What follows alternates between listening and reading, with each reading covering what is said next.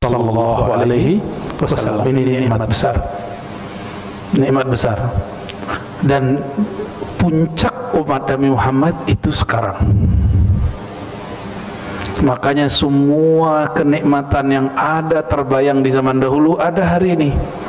Semua ketaatan yang dulu dibayangkan orang ada hari ini, tapi juga semua kemaksiatan yang ada di zaman terdahulu ada juga hari ini. Yang lagi rame LGBT yang dulu di zaman Nabi Lut, sekarang juga ada dan terus terang. Mereka terus terang. Kita tidak benci siapa saja, tapi kita menghimbau kembalilah ke fitrahnya. Ya, nggak boleh juga benci, Pak. Benci takutnya terkena keluarganya. Ya. Sebelumnya kita membahas tentang keutamaan umat Nabi Muhammad yang kedua, yaitu al-ikram birrahmatil khasah. Allah muliakan dengan rahmat, kasih sayang yang khusus.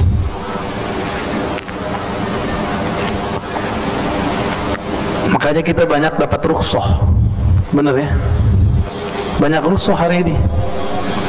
Mulai dari cara wudhu, bersuci, kemudian sholat, itu rukhsah semua. Kita aja masih nganggap beban. Itu sudah rukhsah karena sayang Allah Subhanahu wa ta'ala. Yang ketiga, ja'alahum ummatan wasata. Ya.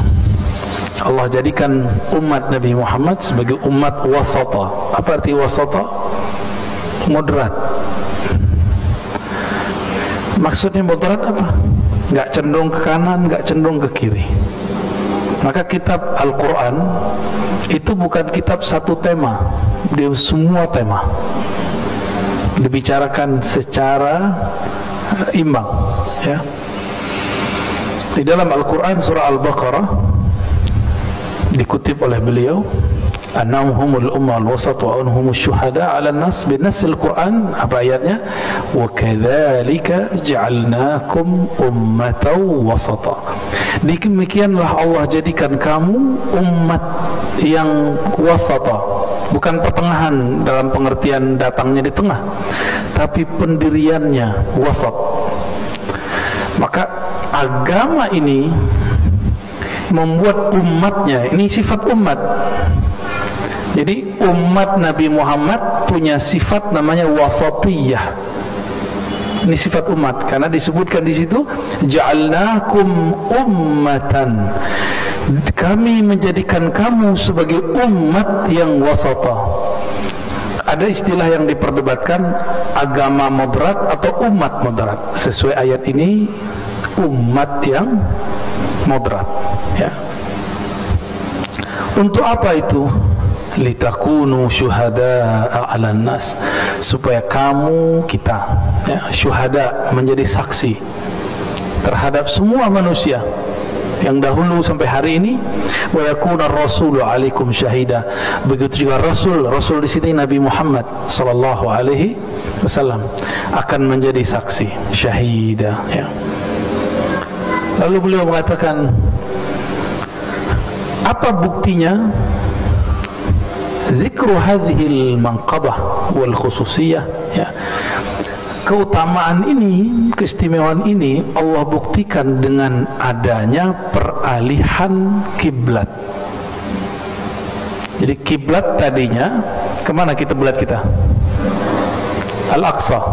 Itu yang ada batu yang di bawahnya ada lubang itu. Alhamdulillah Allah izinkan saya ke sana. Dan malam tadi kita ketemu orang Palestina, Syekh Ammar, yang ahli qiraat. Ya, kita juga ngobrol masalah itu. Dulu Nabi Muhammad setiap kali mau sholat menghadap ke Al-Masjid Al-Aqsa, beliau menghadap dulu ke Ka'bah. Karena beliau ingat Ka'bah itu dibangun oleh Nabi Ibrahim lebih awal daripada Al-Masjid Al-Aqsa. Ada riwayat menyebutkan perbedaannya 40 hari, berarti lebih tua. Dan Al-Masjid Al-Aqsa itu sudah menjadi identik dengan Ahlul Kitab. Al-Masjid Al-Haram masih pertengahan, masih moderat. maka dialihkanlah dari Masjidil Aqsa ke Al-Masjid Al-Haram, ya. Ya, muncullah surat Al-Baqarah ayat 142, ya. Silakan dilihat nanti di rumah, ya. Uniknya itu dipindahkan lagi sholat. Sejarah ini kemudian menjadi sebuah keunikan. Sayyidina Nabi SAW lagi sholat, disuruh pindah. Masjid tempat Nabi sholat dulu itu disebut Masjid Qiblatain. Tidak ada keutamaan khusus yang disebutkan di dalam Al-Quran dan Sunnah mengenai sholat di sana, tapi yang pasti keutamaannya mengenal sejarahnya. Bahwa Nabi berpindah, ngimaminnya arahnya pindah. Yang tadinya ngadap ke utara, sekarang beliau ngadap agak ke selatan.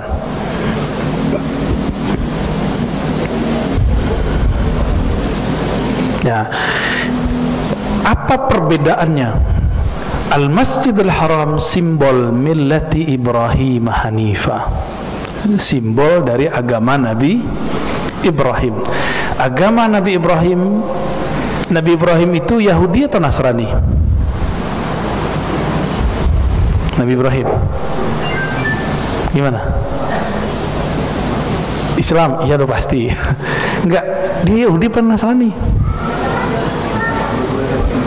Dua-duanya. Dikit lagi biar pas. Belum ada Yahudi, belum ada Nasrani, sudah ada Nabi Ibrahim. Nabi Ibrahim itu bapaknya Yahudi, bapaknya Nasrani, bapaknya Arab. Beliau punya anak, bahkan bapaknya Jawi. Beliau punya anak ada lebih dari 3, cuma yang kita kenal cuma 2, Sayyidina Ismail, Sayyidina Ishaq. Dari Sayyidina Ishaq ada Nabi Yaqub. Nabi Yaqub inilah yang disebut Israel. Maka disebut keturunan Nabi Yaqub dengan Bani Israel.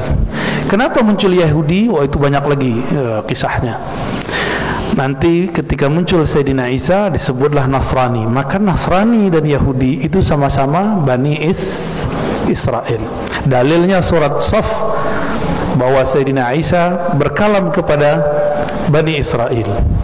Ya Bani Israel. Jadi risalah Sayyidina Isa hanya ke Bani Israel, enggak berlaku untuk umat ini.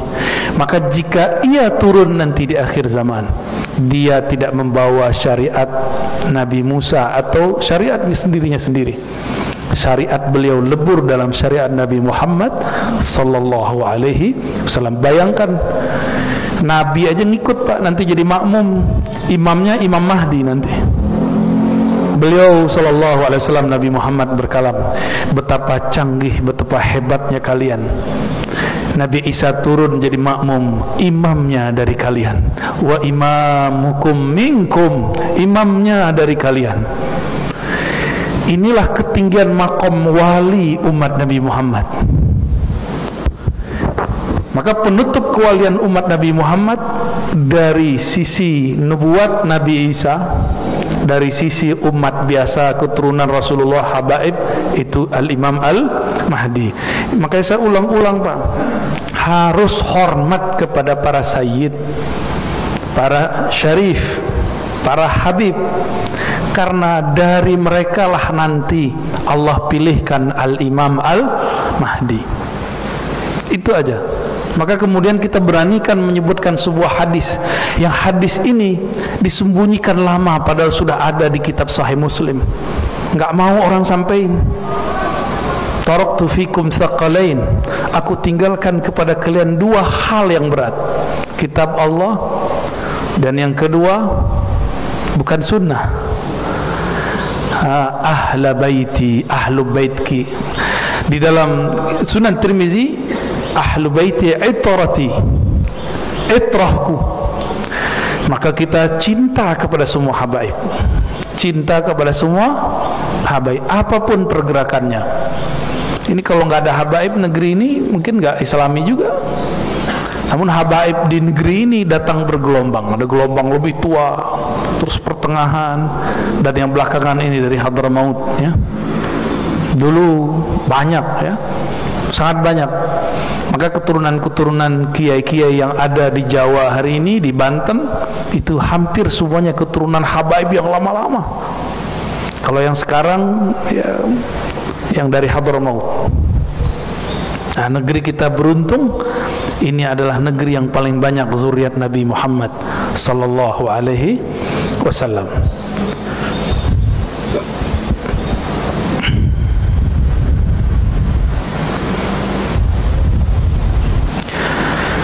Nabi Ibrahim punya anak, siapa lagi? Nabi Ismail, Nabi Ishak. Ada anak yang lain. Masih ada 6 anak lagi dari seorang istri namanya Sayyidatuna Qanturah. Qanturah inilah yang menjadi ibunya orang-orang Asia Timur, Asia Tenggara. Nah, jadi muka-mukanya kayak kita-kita ini kan, yang kurang soheh mukanya. Beda ya sama muka orang-orang Arab ya kita. Beda Pak. Beda muka kita dengan mereka. Maka saya curiga jangan-jangan Cina, Thailand, Vietnam, Patani, Malaysia, Indonesia, Singapura itu sama itu. Sama, wajah-wajahnya mirip. Nonton film Cina mukanya mirip kita ya kan. Saya cuma mengajak jangan terjebak kepada rasisme. Orang rasis berarti dia tidak wasata. Di Cina ada orang Islam nggak? Ada komunis, ada yang nggak nyembah Allah, ada yang nyembah Allah. Berarti bukan masalah ras, masalah keyakinan. Keyakinannya kemana? Ya, jadi kita nahkum biddin, la nahkum bisya'ab, ya, kita berhukum dengan agama bukan dengan ras. Nah, itulah ajaran Nabi Ibrahim, ya. Dulu sempat ramai ada aliran Ghafatar, ya, dia pengen menghidupkan agama Ibrahim gitu ya. Tapi yang dimaksud agama Ibrahim kita nggak ngerti, ternyata meninggalkan ajaran Sayyidina Muhammad sallallahu alaihi wasallam dan ingin menggabungkan agama-agama yang ada di dunia. Jangankan Islam, Kristen, Yahudi, ini NU Muhammadiyahnya nggak mau gabung Pak. Salafi sama Asy'ari juga mau gabung. NU aja 2 ya nggak mau nyatu. Tarekat sama tarekat aja nggak mau nyatu. Boro-boro mau nyatuin agama-agama, ya, mimpi besar, ngayal itu, halu, ya. Yang dapat menyatukan umat cuma imam akhir zaman itu, dan kita tidak tahu kapan, di mana. Namun kita siap-siap saja, kolbu kita siapkan, ya. Karena nanti fitnahnya datangnya bareng. Dajjal datang, dia datang. Nanti orang akan mengira Al-Mahdi itu Dajjal, sebagaimana dikira Dajjal itu Al-Mahdi. Nanti begitu kebolak-balik. Dalilnya dari Sahih Bukhari, Sahih Muslim, naruhu jannah wa jannatuhun nar. Surganya neraka, nerakanya surga. Gelapnya cahaya, cahayanya gelap. Itu, ya. Semoga kita terselamatkan dari fitnah akhir zaman ini, ya.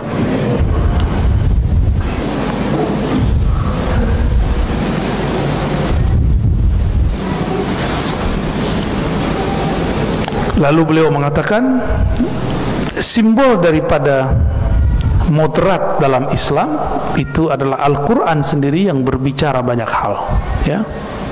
Nah, beliau sebutkan di sini. Dan di akhirat, nah, kita loncat ke bagian belakang. Fa innahu idza kana yaumul qiyamah waqafa an-nas li su'ali qawli kulli ummatin hal balaghakum rasulukum fayaquluna la. Nanti di hari kiamat umat-umat terdahulu, ya, sampai kita itu berdiri semua. Lalu mereka ditanya, hal ballaghakum rasulukum, apakah rasulmu telah mendakwahi kalian? Lalu mereka menjawab, la, belum. Fa yuqalu lirrasulil ladzi ursila ilaihim, maka nabinya dipanggil, wahai para rasul, benarkah kalian belum berdakwah kepada umat kalian? Fa yaqulu na'am, Justru kami sudah menyampaikan ya Allah. Tuh, antara Nabi sama umatnya udah beda. Fa yaqulu man yashhadu lak, siapa yang bersaksi bahwa engkau para nabi sudah mendakwahi umatmu? Apa jawaban para nabi? Muhammadun wa ummatuh, Muhammad dan umatnya.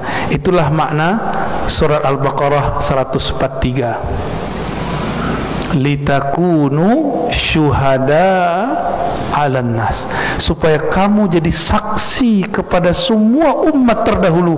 Jadi nanti ini kita nih Bapak, insyaallah ya, kita jadi saksi.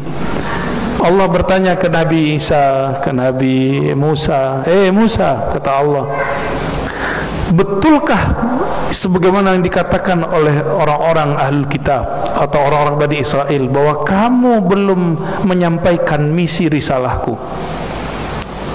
Apa kata Nabi Isa, Nabi Musa? Justru kami sudah ya Allah.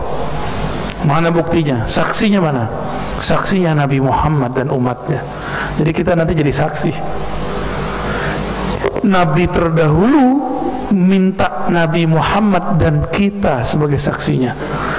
Itu makna surat apa? Al-Baqarah ayat 143 ya.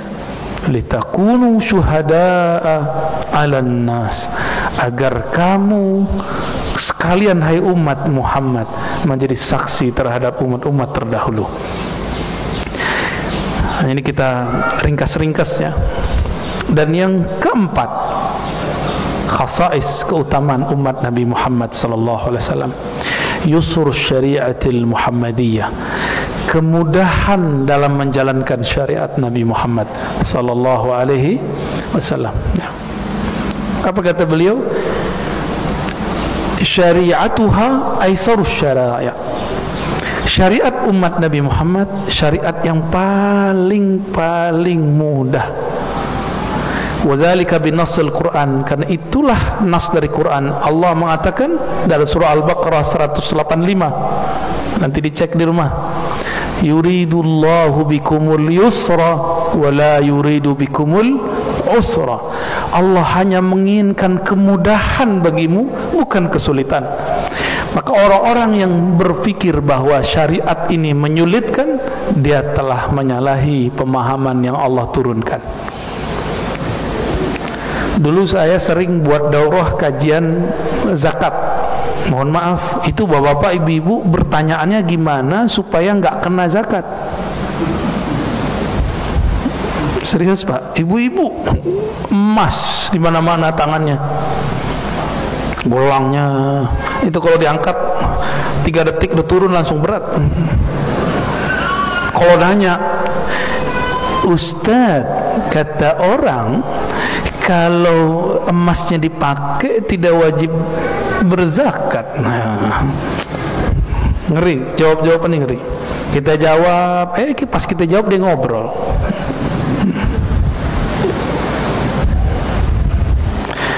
Kita sering bertanya, ingin mencari celah.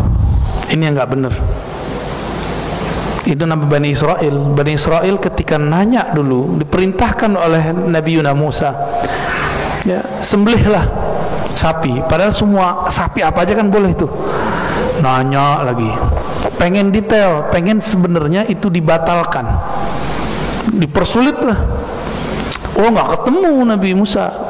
Oh, dicari sama Nabi Musa sesuatu yang sesuai perintah dari Allah. Dicari yang nggak pernah dijadiin untuk gembala, warnanya juga safra faqi'un launuha. Ribet sudah. Musallamatul la syata fiha, nggak pernah dipakai, nggak ada aib. Pusing mereka. Padahal sapi apa aja ambil. Jadi ketika nanti bapak punya guru rohani, diperintahkan amalkan ini, gak usah nanya, amalin aja ya.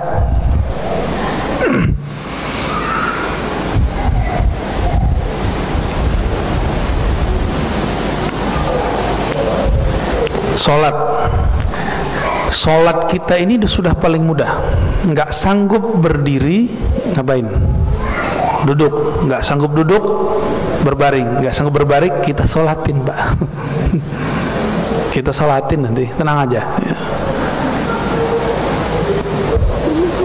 Dulu kalau kena najis pakaiannya dipotong. Sekarang cukup dibersihkan, selesai. Dulu apabila orang bertobat dari kesyirikan, dia harus faqtulu anfusakum, bunuh dirimu. Ada nggak yang begitu, Pak? Syariat bunuh diri ada nggak sekarang? Nggak ada. Syariat kita betul-betul dimudahkan. Allah mudahkan semua. Ada seorang yang sangat miskin. Dia datang kepada Rasulullah, mengadu, "Wahai Rasulullah, bulan puasa aku menggauli istriku di siang hari." Rasulullah panik, "Ya Allah, berat kafarahnya, penebusnya berat." Apa tebusannya? Kafarahnya apa? Puasa 2 bulan berturut-turut. Dia bilang, "Ya Rasulullah, saya ini orang lemah, penyakitan." Ya udah, kamu ngasih makan 60 orang miskin. Ya Rasulullah, yang miskin mah saya. Akhirnya Nabi ambil makanannya, kurmanya, nih, kira-kira mungkin ada 60 butir di dalamnya, nih kamu bagi-bagi. Ya Rasulullah, kalau saya bagi-bagi ntar saya makan apa? Udah buat kamu. Ya, itu terjadi, Pak. Begitu longgarnya Rasulullah Shallallahu Alaihi Wasallam jika sudah terjadi perbedaan kondisi. Dan itu cuma umat Nabi Muhammad Shallallahu Alaihi Wasallam. Umat terdahulu nggak ada cerita bunuh diri, nggak ada cerita. Makanya bersyukur jadi umat Nabi Muhammad Sallallahu Alaihi Wasallam. Ya. Kalau sholat Jakarta sekitar ini kan macet terus. Sekarang ulama kita sudah mengeluarkan beberapa kajian, walaupun belum jadi fatwa ya. Jika macet yang luar biasa, kita terjebak di jalan, boleh dijamak tapi bukan qasar. Boleh dijamak tapi bukan qasar. Mengikuti qaul Imam Syafi'i bahwa kebolehan menjamak salat karena masyaqqah. Masyaqqah itu kesulitan. Kita kalau kena macet sulit nggak? Kemacetan zaman dulu jarak, kemacetan apa? Kesulitan zaman dulu jarak, kesulitan zaman sekarang mobil nambah, jalan nggak nambah. Ya, gengsi nggak punya mobil, boleh mobil. Tiap hari orang beli mobil, jalannya segitu-gitu aja. Ya salam, siap-siap macet. Maka di dalam fikih-fikih ulama kita hari ini, mereka memperkenankan kita untuk menjamak sholat ketika terjadi kemacetan luar biasa, tapi tidak qasar. Ingat ya, boleh digabung maghrib 3, isya 4, tapi bukan 3-2. Zuhur asar 4-4, bukan 2-2. Nah, ini tolong jangan salah paham nanti ya. Kalau di mazhab Imam Malik semuanya disebut dengan qada, diqada aja. Baik. Nah, namun ada yang terlalu gampangan. Dapat ilmu dari kiai bahwa kalau kita di kendaraan cukup sholat di kendaraan. Ya, sholat duduk.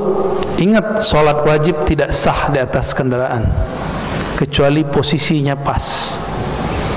Jadi kalau kita dulu pernah sholat di pesawat, ingat-ingat nih berapa sholat diqadha semua. Kecuali Saudi Airlines ya, itu di belakangnya ada musola, bener. Itu bisa Pak. Tapi kalau sholat di kursi, di bis, di mobil, mesti diqadha. Karena Nabi tidak pernah sholat wajib di atas kendaraan. Dulu debat Imam Syafi'i dengan pengikut Imam Abu Hanifah mengenai kewajiban sholat witir. Imam Malik, Imam Syafi'i mengatakan tidak wajib, tapi Imam Abu Hanifah mengatakan wajib sholat witir. Gimana kalau diwajibin Pak? Belum tadi nggak witir kan? Ya, kebanyakan kayaknya nggak witir. Thariqat saya salah satunya menjaga sholat witir. Kalau ketinggalan kita usahakan untuk mengqadanya. Imam Syafi'i menukil riwayat bahwa baginda Nabi Muhammad SAW pernah sholat witir di atas kendaraan. Tapi kalau sholat wajib selalu turun dari kendaraan. Maka beliau mengeluarkan kaidah la tasihhu shalah ala rahilatin atau ala rikabin. Tidak sah sholat wajib di atas kendaraan. Ya, ingat-ingat dulu umroh atau naik bus, sholat di atas kendaraan, tolong dikodok. Saya nggak tanggung jawab ya. Ya, itu agak ketat dikit Pak, gitu di bagian itu. Ya. Kayaknya udah banyak ya. Ya, udah keseringan ya. Itu disebut dengan sholat lil hurmatil waqt, sholat menghormati waktu, dan dia tidak disebut sholat yang sebenarnya. Dia cuma zikir dan doa, ya.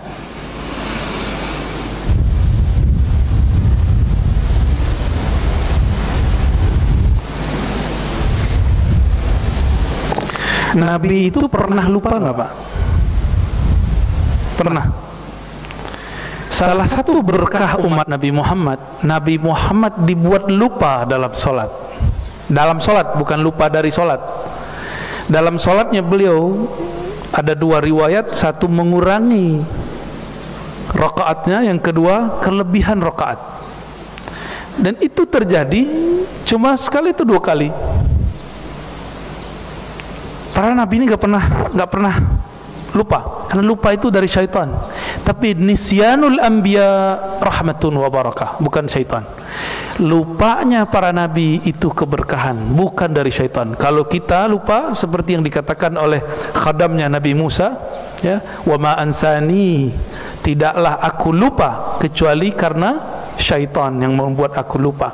Tapi kalau nabi lupa, bukan syaitan, tapi nabi lupa karena Allah sedang kasih hadiah buat umat. Sekarang kalau kita kelebihan rakaat, ada caranya nggak?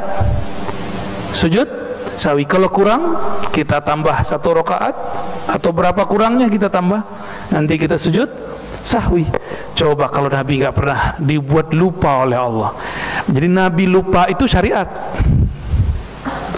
Nabi itu buang air kecil selalu jongkok atau duduk. Jadi Nabi dua metodenya. Di rumah beliau itu beliau membuat WC baru, jongkok, duduk ya. Tapi kemudian diriwayatkan oleh Sayyidatuna Aisyah bahwa beliau duduk, jongkok. Di riwayat Abdullah bin Umar ini ngintip Rasul. Jadi Rasul diintip buang air kecil, jadi hadis. Antum kalau diintip jadi hadas. Ini dosa kita. Ya Bu ya. Abdullah bin Umar naik ke atas rumah di Madinah itu sampai sekarang masih banyak, gentengnya nggak ada, dia datar aja.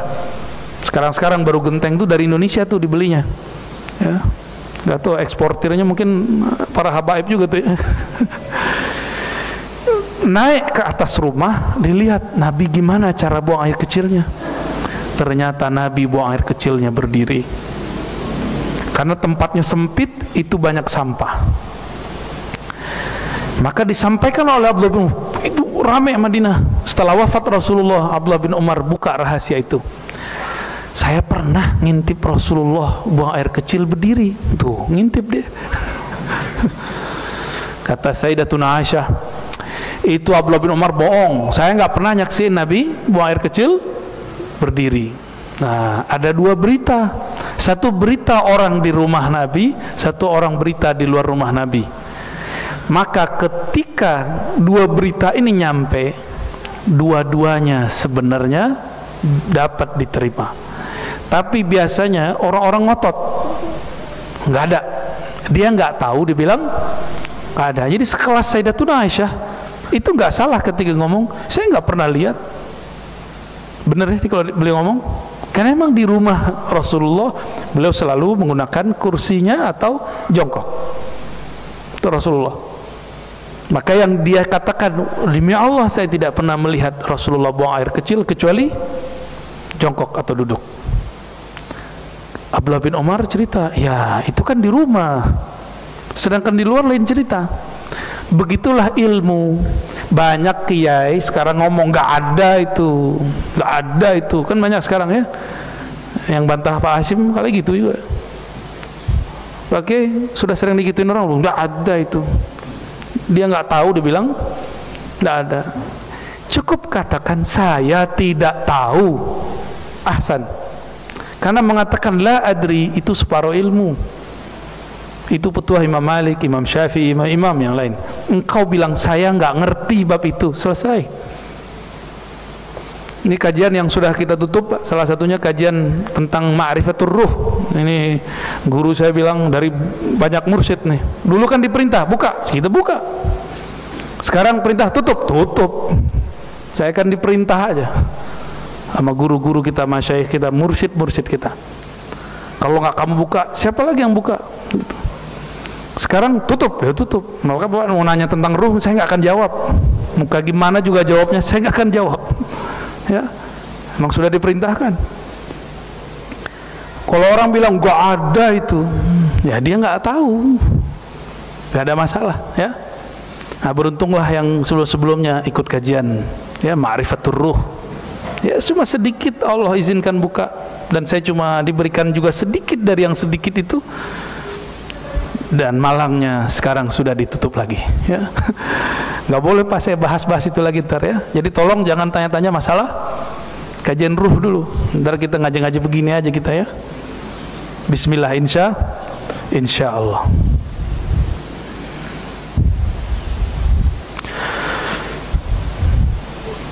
Dalam riwayat Imam Ahmad dari Huzaifah al-Yamani qala sajada an-nabiy sallallahu alaihi wasallam, Nabi sujud falam yarfa' rasahu hatta zananna anna nafsahu qubidat. Nabi sujud enggak diangkat-angkat, enggak bangkit-bangkit, sehingga kami mengira Nabi sudah wafat dalam sujudnya. Seperti doa sebagian kita kan begitu. Kalau saya enggak minta doa meninggal dalam sujud, Pak, ntar kasihan makmumnya. Ya, benar enggak? Kasihan makmumnya ntar. Tapi kalau ada orang doa begitu, ahsan, bagus, ya. Falamma faragha, ketika beliau selesai, qala rabbi istasyarani, ya. Rabbku, Allah ngajakku ngobrol. Jadi Nabi sujud kalau lama, itu lagi dialog dengan Allah. Kalau kita sujud, kalau kelamaan dikit gimana? Aduh, imam ini sok soleh ini. وفي وأحل لنا كثيرا مما شدد على من قبلنا ولم يجعل لنا من الدنيا في حرج فلم أجد شكرا إلا هذه السجدة. Lalu beliau mengatakan di dalam hadis itu yang agak lumayan panjang, Allah menghalalkan bagi kita, bagi umat Nabi Muhammad yang dulu diharamkan. Lalu Allah mudahkan urusan-urusan duniawi kita. Falam ajid syukran illa hadhihi sajdah. Maka beliau sebagai tanda bersyukur kepada Allah sujud lama sekali. Jadi sujud syukur itu boleh di luar salat, boleh di dalam salat, ya. Nah, ini beliau kan halnya dapat. Nah, kita kan kalau nggak dapat hal itu jangan lama-lama, Pak, ntar jadi fitnah, ya. Ntar dikira Bapak sudah meninggal. Hadis riwayat Imam Ahmad. Lalu beliau mengatakan, nah ini tahaddus berni'mah. Nabi ini sering memamerkan nikmat karena perintah. Akhir surat Wad-Duha apa lafaznya? Amma bi ni'mati rabbika fahaddits. Terhadap nikmat Rabbmu didahulukan objeknya ni'mati rabbuk, ni'mati rabbik. Seharusnya kan haddits ni'mata rabbik.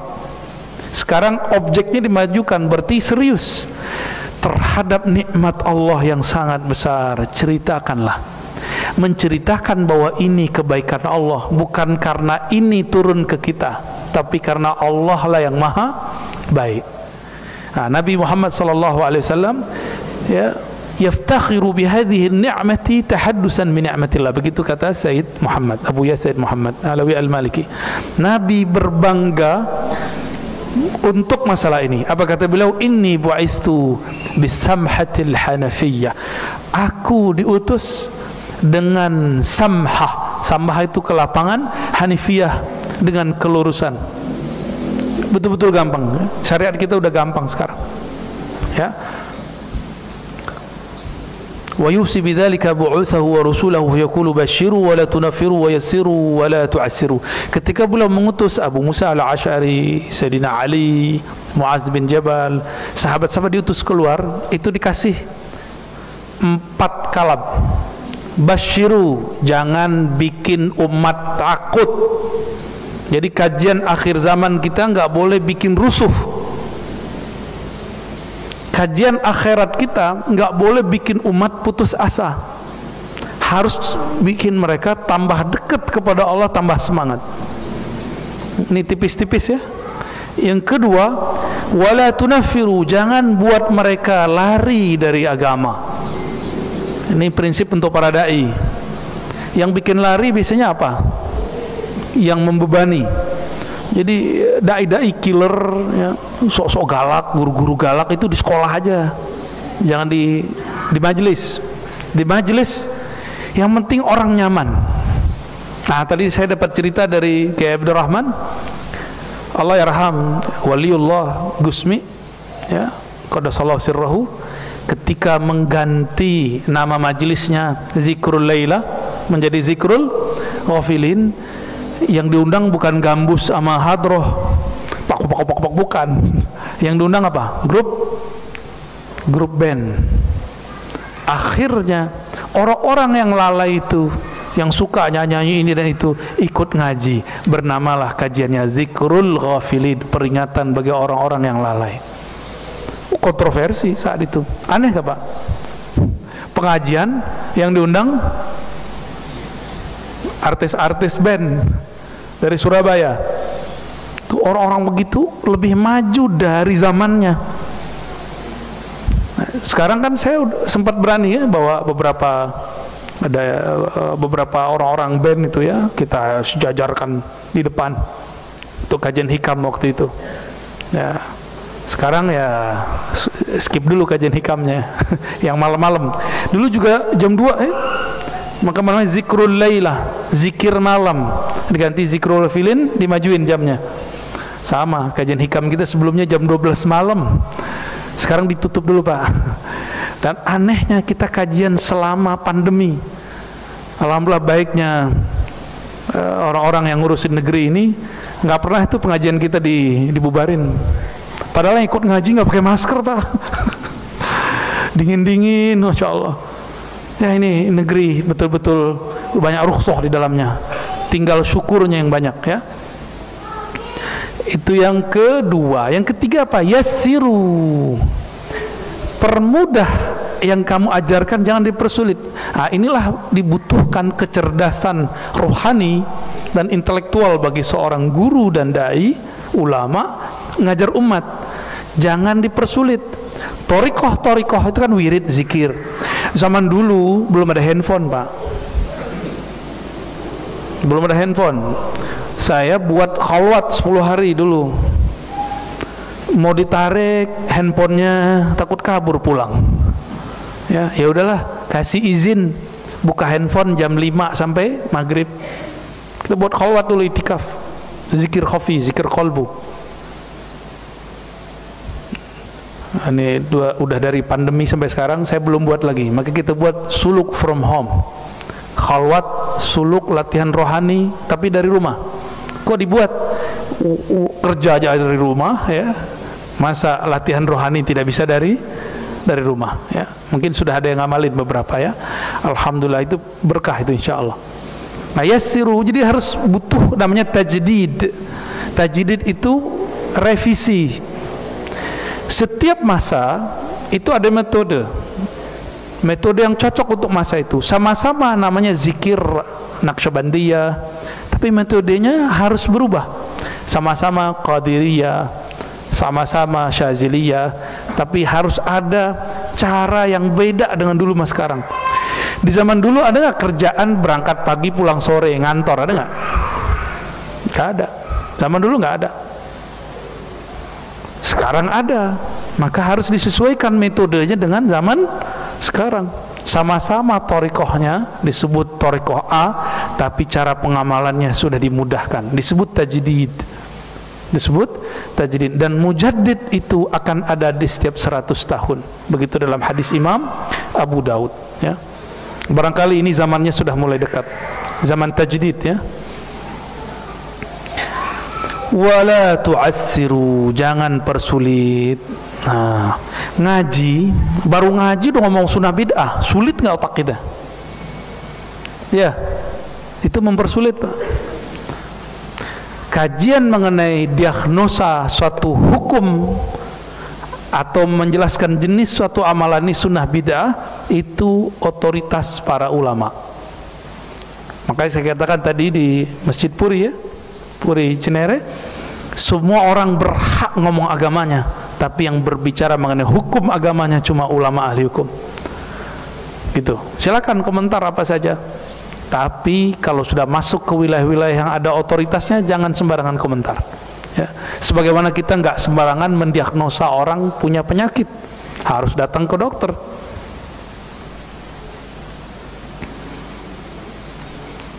Jadi ada 4. Nah, ini khas ajaran Nabi Muhammad. Apa pertama? Basyiru, beri kabar gembira. Atas dasar inilah para ulama kita sering menyebutkan kisah-kisah untuk membuat semangat.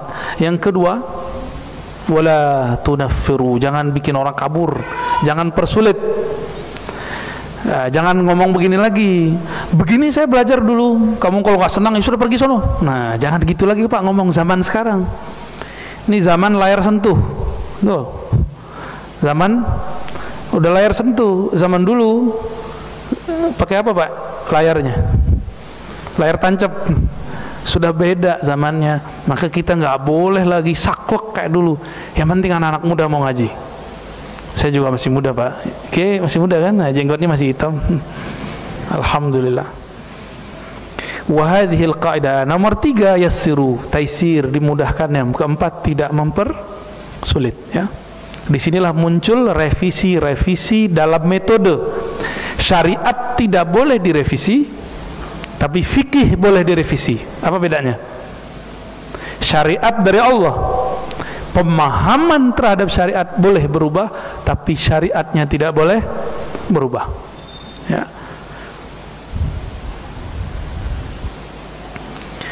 Wa hadhihi al-qa'idatul kubra fi takalifi hadhihi al-aqidati kulliha. Nah, inilah kaedah-kaedah besar dalam ya, tugas mengajarkan akidah agama ini. Fahiya muyassarah wa la usra fiha. Ini justru mempermudah, bukan mempersulit ya. Wa hiya tuhi lil qalbi alladhi yatazawwaquha bisuhula wal yusra fi akhir al hayati kulliha. Inilah yang membuat agama ini justru tanpa mempermudah. Ini mohon maaf, zakat yang 10% apa Pak? Zakat tanaman pakai air tadah hujan, bukan irigasi. Kalau irigasi 5%. Kalau hasil dagang pekerjaan bulanan tahunan cuma 2,5%. Sedangkan di syariat Bani Israel itu mau apa aja kerjaannya sampai sekarang 1/10. Makanya sekarang di Perancis beberapa agama-agama itu tempat ibadahnya sepi karena pajak dan asuransinya wajib dibayarkan 50-60%, ditambah 10% lagi jadi 30% sisanya. Mereka nggak mau ke tempat ibadah mereka karena mempersulit ya. Nah, itulah alasannya mungkin kita sedih di kota Depok ini masih banyak sekali masjid-masjid karena bingung mau cari dana gimana, akhirnya nadah di tengah jalan ya. Kita mau salahin siapa? Ini katanya kota-kota religius ya. Ya, semoga sampai ini kepada pemimpin-pemimpin di Depok ya. Mau ini dibantu nih masjid-masjid biar nggak buka, malu kita sama agama lain, bahkan malu kepada Rasulullah sallallahu alaihi wasallam ya. Kalau ada wakil-wakil rakyat tolong diurus itu, dirapikan masalah itu. Jangan alasan ntar gak ngasih Pak ya, ngasih aja. Itu mereka udah bingung mau buat proposal kemana. Orang sekarang sibuk bikin masjid fisiknya tapi lupa membangun orang di dalamnya. Nah, ini yang kita sedih Dulu ulama kita bikin pesantren bangunannya dulu atau pesantren isinya dulu. Nah, ngajinya dulu dihidupkan, baru bikin bangunannya. Jangan dibalik. Jangan dibalik. Dan pesantren itu nggak bisa ala orang kaya, nggak, mohon maaf. Pesantren itu ala kiai.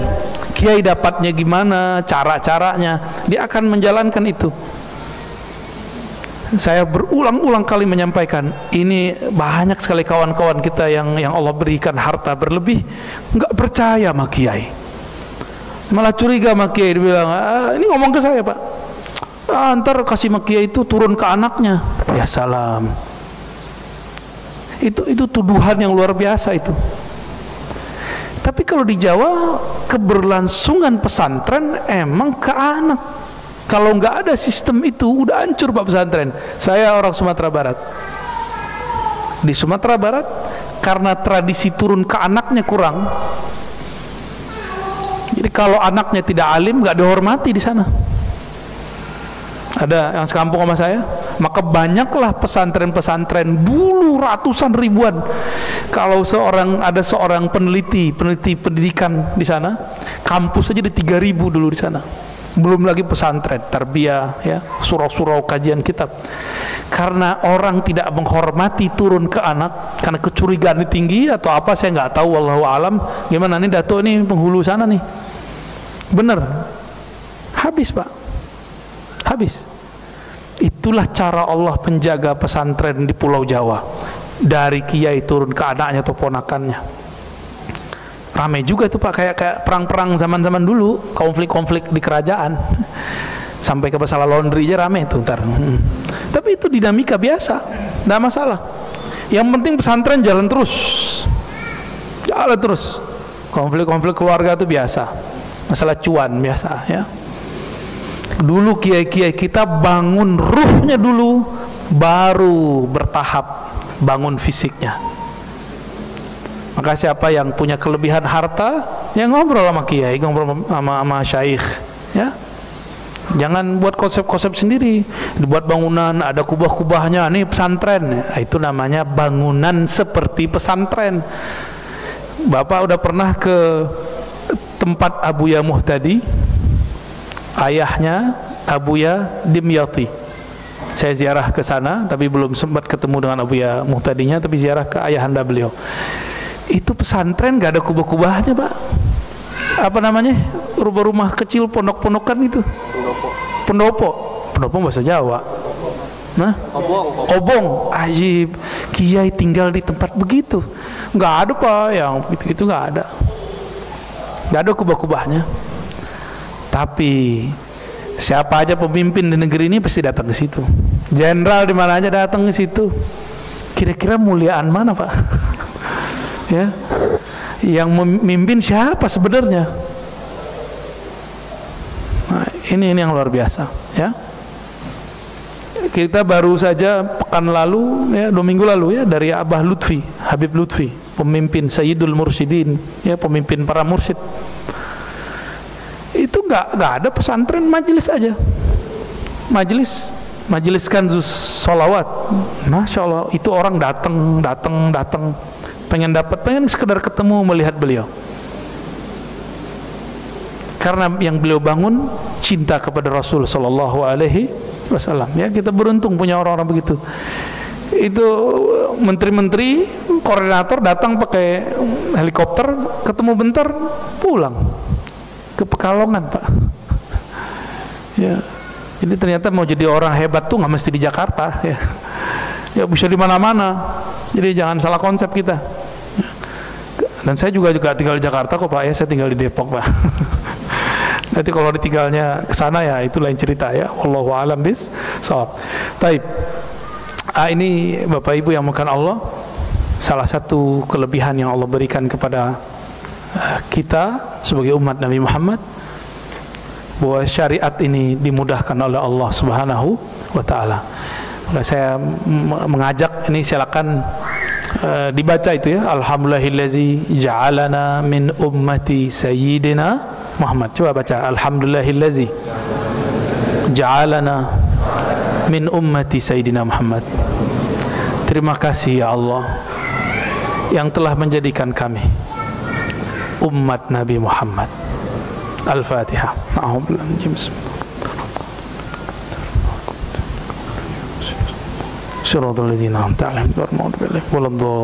Amin. Saya sudah pernah menyebutkan sebelumnya bahwa Nabi Musa pernah meminta ingin jadi nabi akhir zaman. Kata Allah, sudah ada. Jadi kalau gitu jadi umat akhir zaman. Nabi Musa minta jadi umat akhir zaman. Masa udah jadi umat akhir zaman masih nyesel? Ya. Jadi pede Pak jadi umat akhir zaman. Ya. Fadal, Kiai.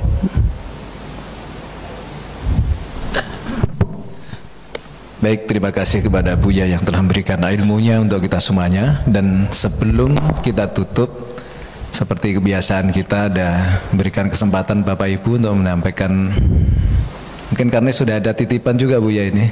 Sudah ada titipan, saya akan bacakan. Dan nanti saya akan berikan kesempatan dari Bapak-Bapak satu, dari Ibu satu. Tapi ini saya baca dulu Buya, dia bertanya. Begini Buya, ada fenomena penghancuran makam para nabi dan ulama yang mungkin sekarang ini banyak dilihat di Timur Tengah ya. Yang mereka menganggap itu adalah satu pelanggaran berdasarkan hadis-hadis sahih. Maka dari itu kita ini punya tradisi sering ziarah, dan tujuan mereka sangat kejam karena itu adalah kerjaan orang-orang sufi yang kehilangan proyek untuk proyek-proyek tur wisata dan lain sebagainya. Jahat sekali ya. Ya, maka dari itu ini minta pencerahannya supaya umat tetap bisa takdim kepada para dzurriyyat Rasulullah, kepada para ulama, kepada para wali-wali Allah. Minta penjelasan kepada Buya. Mungkin sebelum saya lanjutkan pertanyaan berikutnya, barangkali biar langsung dijawab ya. Langsung jawab ya. Bismillahirrahmanirrahim. Betul ada hadis bahwa Rasulullah melarang meninggikan atau membuat bangunan di atas kubur. Nah, anil bina alal qabr ya. Rasulullah melarang ada bangunan di atas kubur. Saya dulu mengira hadis ini umum. Dan sempat ya dulu kan kita juga sama Pak, mantan juga ya. Aduh, kalau ngelihat kuburan ada bangunan itu kayaknya pengen ngambil kapak itu mau ngancurin. Itu memang udah dari sono. Dan yang pertama kali seingat saya melakukan itu di kalangan kekhalifahan Bani Abbasiyah namanya Al-Mutawakkil. Beliau ini nggak senang sama Ahlul Bait, apalagi masalah kubur. Maka kuburan Sayyidina Al-Husain di Karbala itu dia datarkan, dia ratakan. Itu sebabnya Imam Ahmad juga nggak senang sama beliau ya. Kita bukan Rafidah tapi juga bukan Nasibah. Nasibah itu yang menghina zuriat Rasulullah sallallahu alaihi wasallam. Lalu sempat pusing lama juga tuh ya. Ternyata kita kurang membaca karya imam kita, yaitu Imam Syafi'i. Imam Syafi'i punya kitab namanya Di bagian bab jenazah beliau menjelaskan tentang masalah persoalan bangunan di atas kuburan. Apa penjelasan beliau? Betul dilarang jika tanahnya tanah wakaf umum. Kalau wakafnya bersyarat, wakafnya wakaf keluarga, wakafnya wakaf milik pesantren, wakafnya mungkin dari pendiri dan dia bersyarat, saya wakaf nih masjid tanahnya, tapi nanti tolong kuburkan saya di situ. Berarti wakafnya bukan wakaf umum di bagian tidak dikuburkan. Ya, yang umum seperti pemakaman umum itu nggak boleh buat. Bener, nggak bolehnya makruh, bukan haram. Jadi an-nahyu lit-tahrim. Jadi larangan itu ada dua, ada al-karahiyah hanya sekedar dibenci, ada yang lit-tahrim. Karah itu lit-tahrim, ada yang karahiyah aja ya.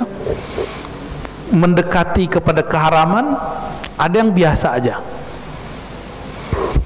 Imam Syafi'i paling mengerti karena beliau zamannya dengan Nabi tidak berjauhan. Beliau menjelaskan hadis ini khusus untuk tanah pemakaman umum. Nanti silakan dicek di kitab Al-Um, ya. Berarti kalau tanah keluarga boleh nggak?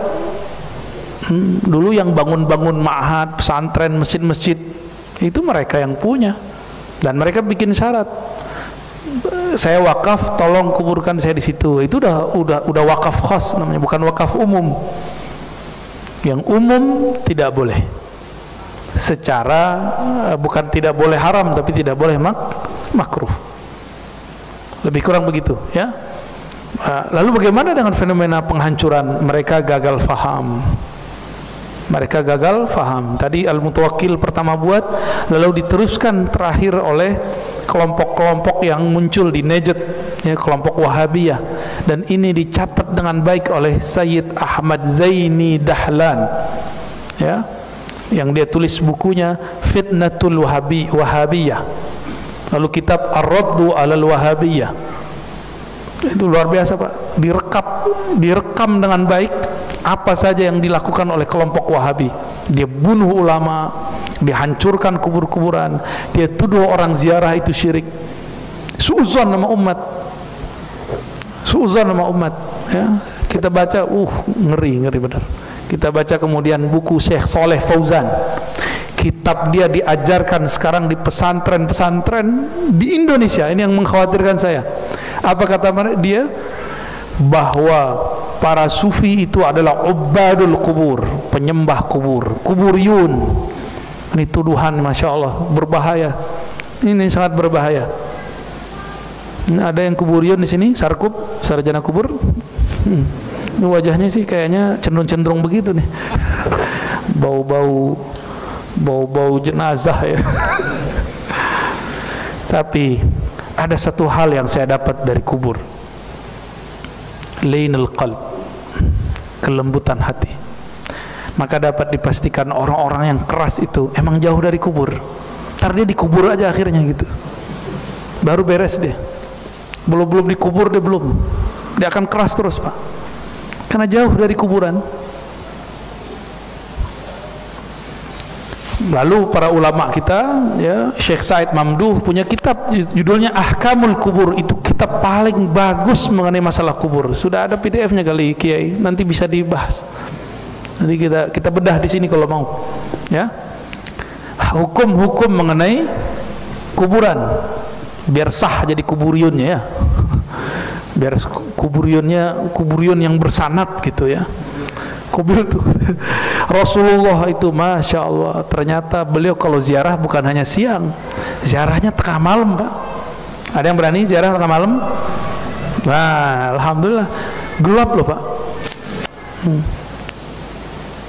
Salah satu latihan kolbu itu ziarah kubur malam hari. Takut sama setan, apa namanya, dedemit, genderuwo, pocong, ya salam. Nggak, itu bukan orang dalam kubur, itu pasti jelmaan-jelmaan. Yang dalam kubur sudah dikubur. Yang dikuburkan fisiknya, rohnya masih ada nggak? Jadi kalau kita mengucapkan salam kepada yang dalam kubur, dia jawab nggak? Jawab. Nabi sendiri yang ngajarin, jika engkau idza maraltum, ya, jika kamu lewati kubur, bil maqabir, faqulu, katakanlah assalamualaikum ya ahla diyaril mu'minin, atau assalamualaikum ya ahlal kubur. Paling gampang, salam atas kalian wahai penduduk kubur. Itu Bapak kalau baca salam, Pak, mereka jawab. Untungnya telinga ini nggak dengar. Kalau dengar kabur, ya. Namun kalau sudah melatih rohani, kadang-kadang terdengar. Untung nggak setiap ziarah terdengar. Kalau setiap ziarah terdengar, masya Allah, udah sedeng-sedeng separuh kita, Pak. Ya. Lagi duduk begini, dengar ada orang yang lagi disiksa di situ, kan repot, Pak. Jadi nikmat yang Allah berikan kepada umat ini adalah Allah tutup kasyaf. Maka jangan minta kasyaf banyak-banyak. Tahu kasyaf? Dibukakan alam gaib. Ini nikmat, kita tidak bisa melihat alam gaib. Maka saya senang nggak bisa baca isi hati orang, terus saya lebih senang. Karena kalau bisa baca isi hati orang, repot.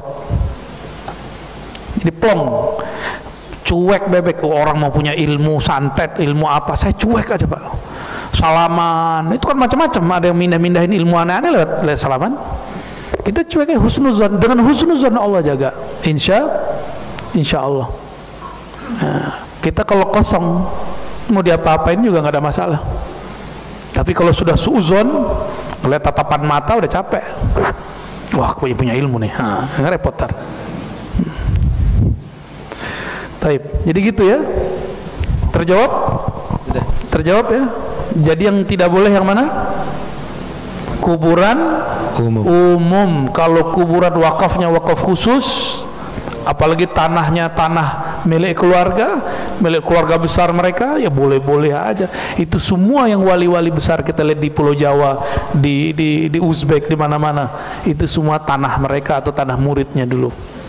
Jadi bukan milik umum, jadi boleh, nggak ada masalah. Yang paling bagus Pak, kuburan terawat itu di Uzbek.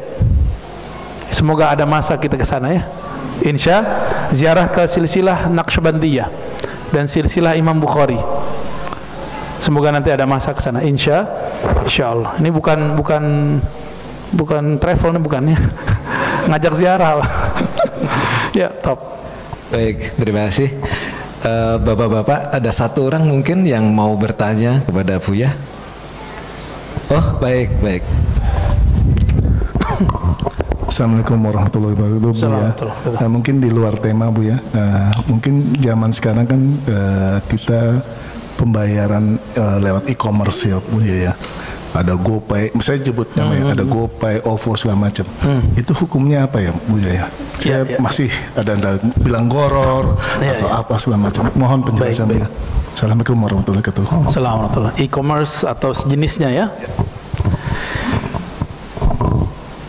Al-aslu fil muamalat lil ibahah. Begitu kaidahnya. Pada dasarnya muamalat, transaksi, bisnis itu akadnya atau wujudnya itu boleh. Jadi dibuat unlimit oleh Allah Subhanahu wa taala. Itu bukan hadis Pak ya, itu kaidah yang disepakati oleh para ulama 3 mazhab ya, tapi diperdebatkan oleh ulama Hanafiyah. Pada dasarnya muamalat itu transaksi bisnis, akad-akadnya boleh dengan syarat tentunya sesuai dengan syariat. Di zaman dulu orang sering untuk mendapatkan satu barang melakukan barter. Maka dulu jual beli disebut ishtara yashtari, istiraan. Aktivitasnya disebut bai'. Bai' ini kemudian ada di situ sigat, kalimat untuk terima jawab ya. Penyerahan dan diterima. Namun di zaman Rasulullah hanya ada sekitar 24 sampai 26 transaksi bisnis. Dan itu ditulis di dalam kitab Bulughul Maram. Di zaman itu belum ada GoPay, belum ada OPPO, apalagi Shopee, apa namanya, Shopee Pay. Ini bukan lagi iklan Pak, ini lagi membahas jawabannya. Apalagi namanya, dulu ada Ustadz Yusuf Mansur buat apa namanya, Paytrend. Waduh, kayaknya udah dapat musibah kayaknya ya. Kita doakan semoga baik-baik aja. Padahal itu kalau jadi, itu kekuatan umat Islam. Cuma sayang ya, nggak ada orang mau umat Islam itu naik, nggak ada. Maka saran saya nanti kalau mau buat, jangan bawa-bawa istilah-istilah agama ya. Yang penting jujur, ridho, itu Islami. Jangan bawa simbol-simbol agama, sensitif. Agama itu suci. Dibawa ke duit, orang curigaan. Di zaman Rasulullah tidak ada namanya kredit. Kredit itu transaksi baru. Belum ada namanya menyimpan duit di bank. Belum ada. Maka orang yang mengharamkan bank itu juga jadi masalah. Perdebatan panjang. Usah dimarahin kiai-kiai Pak. Kamu nih anak baru gede, sok-sokan. Loh, saya bukan sok-sokan. Saya cuma nukil fatwa Darul Ifta. Itu ulama Mesir, Syekh Shaltut, Syekh Fulan, Syekh Muti'i mengharamkan bank. Kata kiai-kiai yang marahin saya. Itu kan sebelum tahun 71 Pak Kiai. Sebelum bank itu dikaji. Setelah dikaji, setelah tahun 71, kemudian keluarkan fatwa tahun sekian, dan puncaknya tahun 2003 baru ulama Mesir di Darul Ifta mengeluarkan fatwa yang sangat berani bahwa bank itu halal dan produk-produknya perlu diperhatikan. Jadi kita melihat produknya ini. Yang haram mungkin transaksi di suatu produk, atau misalnya tasarrufnya. Apa arti tasarrufnya? Ya ini dikelolanya kemana? Itu PR kita paling. Nah ini kelebihan bank syariah. Bank syariah pasti diputer di hal yang halal. Tapi kan kejadian juga kemarin. Ada bank syariah, bank syar'i, tapi kemudian membiayai pemodalan hal yang haram, babi. Saya lupa nama banknya, alhamdulillah lupa Pak. Ya. Di zaman Rasul ada namanya riba. Riba itu kalau saya nuker emas, emasnya beda ukuran, beda nilai, baru disebut riba. Maka dulu standarnya nilai emas, karena dulu emas itulah yang menjadi standar nilai satu alat tukar. Rupiah, dolar dulu berdasarkan emas. Sekarang dolar suka-suka mereka nyetak, benar nggak? Jadi sekarang mata uang bukan berdasarkan emas. Artinya dia sudah jauh daripada praktek bisnis yang ada di zaman Rasul, praktek muamalat yang ada pada zaman Rasulullah. Jika terjadi namanya di dalam bank itu apa namanya, peminjaman. Kata pinjam di sini beda dengan kata pinjam di zaman Nabi. Di zaman Nabi saya nih minjem ke Kiai Abdurrahman, telat bayar, kata kiai ini belum menjadi kiai misalnya, besok ente kalau nggak bayar 2 kali lipat, itu riba namanya. Itu yang disebut riba. Sekarang itu orang sebut minjem, tapi dia bukan minjem Pak, itu namanya pemodalan. Jadi memberi modal beda dengan pinjam. Ini hasil kajian daripada ulama di Darul Ifta Mesir. Saya cuma nyampein doang, biar jadi bahan juga kita, karena fatwa itu tidak suci. Yang suci cuma Al-Quran dan hadis-hadis yang mutawatir. Hadis-hadis yang sahih pun masih dikritik, apalagi cuma fatwa. Dan saya berkali-kali sampaikan, 2003 ulama Darul Ifta mengeluarkan kehalalannya, kita 2004 baru mengharamkannya. Ya. Nah, waktu itu belum muncul kayak e-commerce yang muncul kayak sekarang, belum ada seperti Dana ya, belum ada GoPay dan segala macam. Ini sudah berbeda dengan yang ada dulu. Maka ulama kita ngambil satu aja, antaradin. Yang penting ridho. Yang penting ridho. Apakah setiap bunga itu berarti riba? Belum tentu. Riba-riba. Jadi hati-hati. Saya tidak pernah menghalalkan riba. Riba haram mutlak. Ya, riba haram mutlak. Itu syariat. Yang ada sekarang, pemodalan yang ada sekarang di bank atau e-commerce itu segala macamnya, itu dulu belum pernah ada di zaman Rasulullah. Selama dia ada kejujuran di dalamnya, ada transaksi yang jelas di dalamnya, dan sudah ada hukum yang menaunginya, sudah kita katakan halal, insya Allah ya. Dan kita pulangkan nanti ke ahli-ahli hukum muamalat ya. Saya berbicara ini dari sisi usulnya sebenarnya, usul fikihnya ya. Barangkali itu. Dan ini akan beda terus Pak. Akan beda terus. Insya Allah kita nikmati perbedaannya. Dan yang mengharamkan bank, haramkan duit. Karena duit produk bank. mengharamkan bank tapi pakai duit, ngayal namanya ya. Kalau haramkan bank, tabi'un kaidahnya. Tabi'un apa artinya? Kalau engkau halalkan pokoknya, haramkan juga turunannya. Bank haram, coba sepakati dulu Pak. Bank haram, ayo. Sini duitnya sini. Kartunya sini. Buat saya aja. Gimana? Haram gak? Kalau haram, maka semua produk bank haram. Salah satu produk bank apa? Duit. Dan yang paling ngaco orang ngomong, ayo kosongkan rekeningmu, tutup rekeningmu. Ini gawat tuh orang ngomong begitu ya. Dia nggak tahu salah satu pilar ekonomi di negara itu bank. Bank kolab, kita krisis moneter lagi Pak nanti. Jadi bank yang kita bicarakan sekarang bukanlah riba yang dibicarakan ulama terdahulu. Nah itu yang mau kita iniin. Terserah ya, mau kiai sepakat nggak ada masalah. Tar juga kiainya punya duit, punya kartu ATM. Kalau kiainya masih bilang haram, aneh minta ATM-nya ya. Oh kita banknya syariah. Ya saya termasuk penyokong bank syariah walaupun belum 100% syar'i. Dan saya di bank syariah 2 Pak. Sekarang BSI mah, satu lagi muamalat yang kita sebut aja. Kita ngambil. Cuma satu saya ngambil bank milik negara BUMN yang umum. Karena saya sokong. Itu pun ATM-nya nggak bisa lupa PIN-nya Pak. Ya.